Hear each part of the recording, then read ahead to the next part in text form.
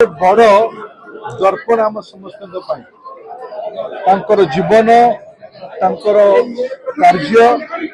कार्य बलिदान आम समस्त प्रेरणार स्रोत 12 वर्षर गोटे पिला मन भितर जातीयतावाद देश प्रेम समाज प्रेम एते तीव्र थिला मृत्यु को भ्रूक्षेप न करी इंग्रेज शासनर गुली को सामना करने पसंद करले देश मातृकार स्वार्थ सह बुझामणा कले नाई।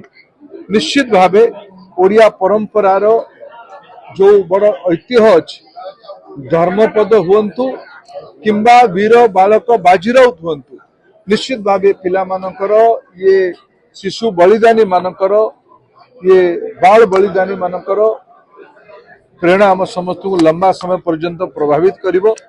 तांकर संयोग 1926 मसीह जन्म होता बाजीराउतर 2026 रे शतवार्षिक पालन करिवार एक सु अवसर आसीबो।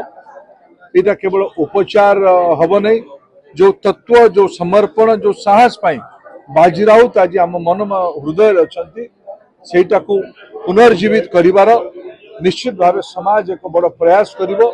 सरकार माने केंद्र होंतु राज्य होंतु से अग्रणी भूमिका दायित्व नेबे निर्वाह करिवे। मु बहुत आज आनंदित आमर ढेंकानाल सांस्कृतिक अनुष्ठान तथा बाजीराउत मेमोरियल फाउंडेशन तरफ आयोजित ये वर्णाढ़ सांस्कृतिक उत्सव रे जोग दी तो प्रजातंत्र भल जिनस ना। प्रसन्न भाई आखि कथा मुझे पचारिक बुझी देह पा भल रो।